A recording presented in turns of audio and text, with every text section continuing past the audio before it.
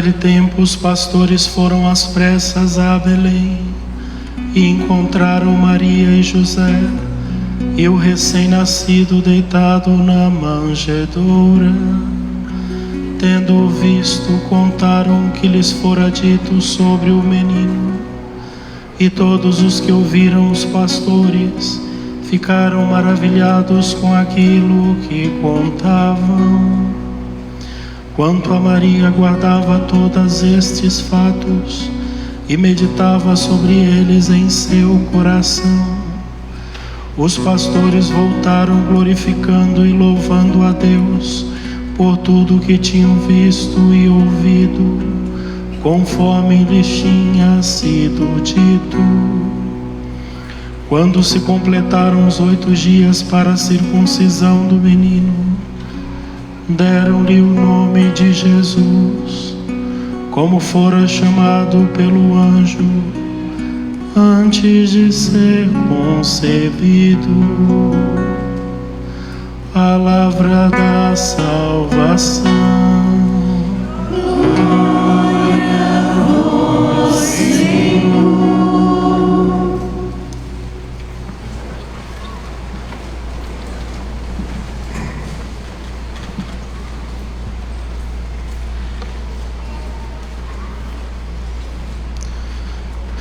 Caríssimos irmãos e irmãs, a nossa igreja celebra hoje a solenidade de Santa Maria, Mãe de Deus.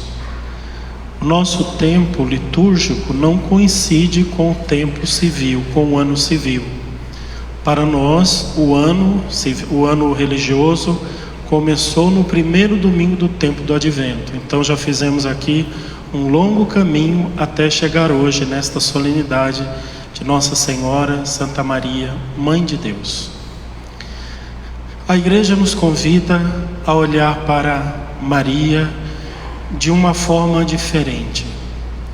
Olhar para ela como a porta da salvação. Maria é aquela que, a gente não sei se Deus precisa disso, mas é assim que é.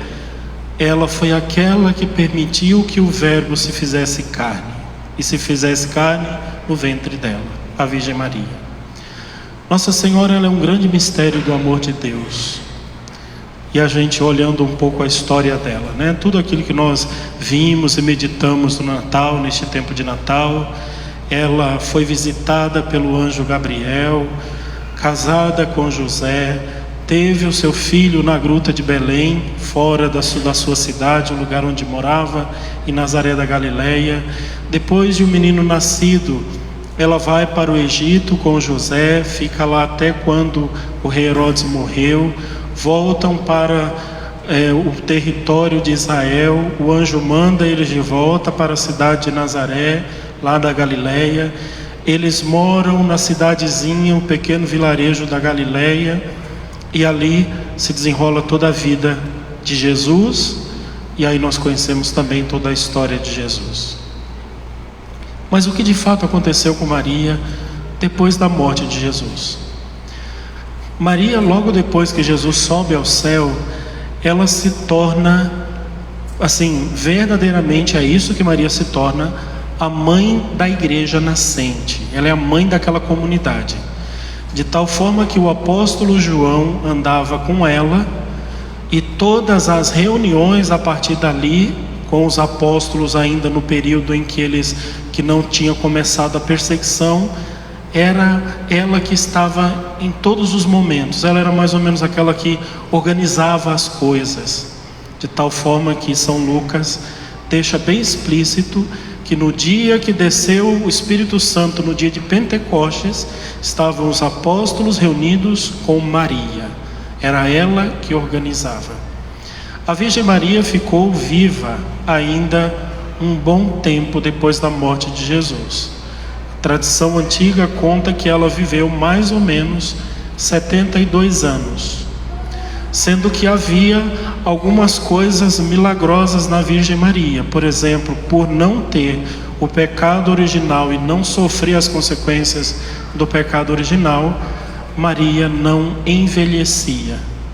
ela tinha a mesma aparência de quando jovenzinha, de tal maneira que quando Jesus morreu, eles tinham assim a mesma fisionomia, quase a mesma idade. Ela não envelhecia, apesar de ter já uns 72 anos de idade. Ela morreu na cidade de Jerusalém, uma visita que João vai fazer à cidade de Jerusalém.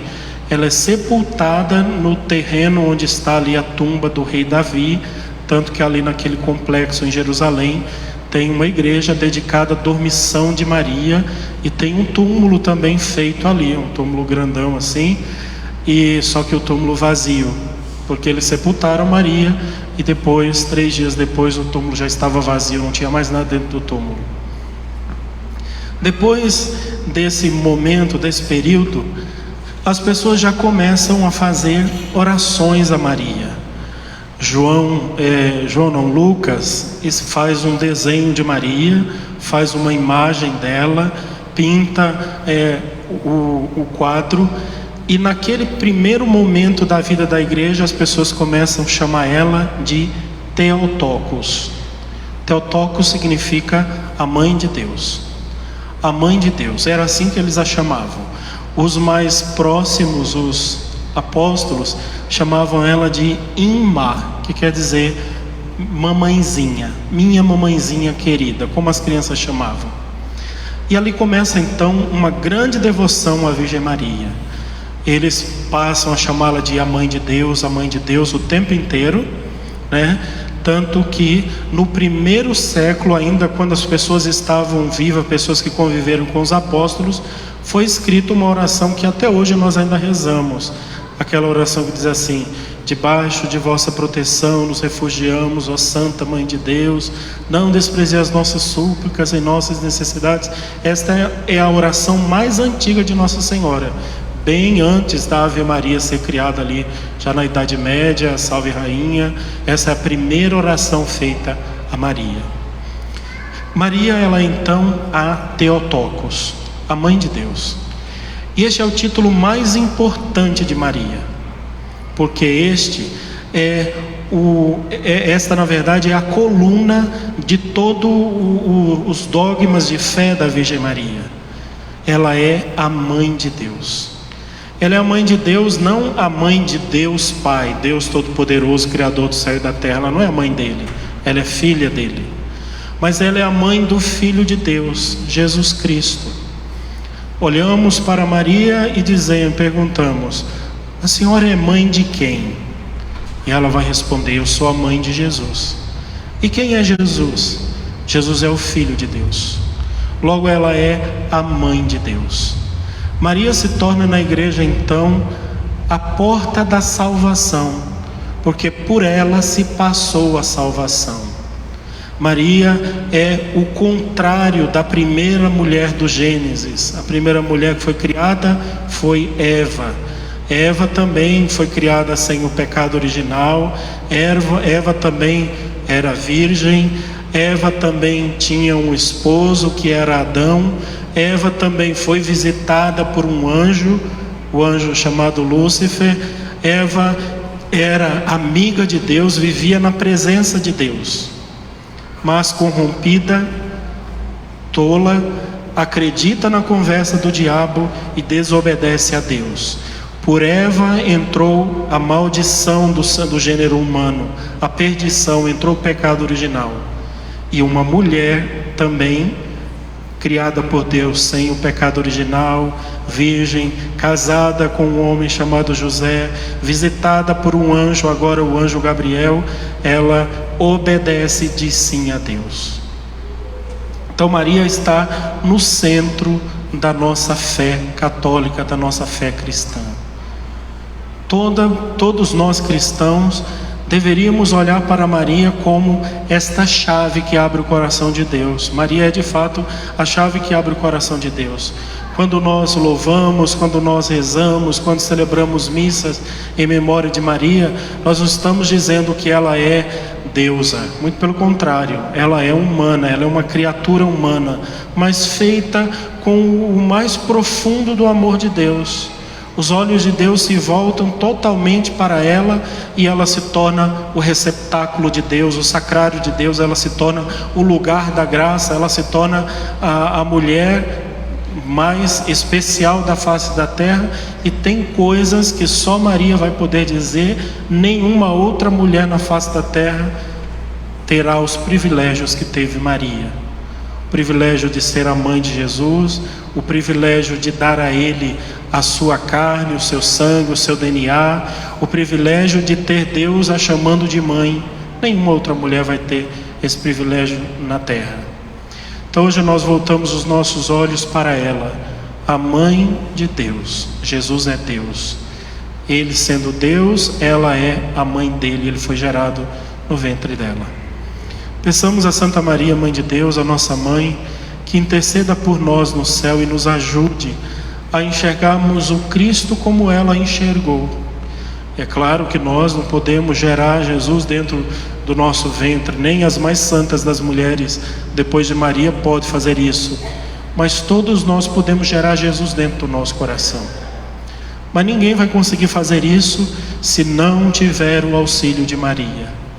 Ninguém vai conseguir gerar Jesus dentro do seu ser se não tiver a mão benigna da Virgem conduzindo, a voz suave de Maria ensinando, o exemplo carinhoso de Maria, a presença amorosa de Maria nas nossas vidas.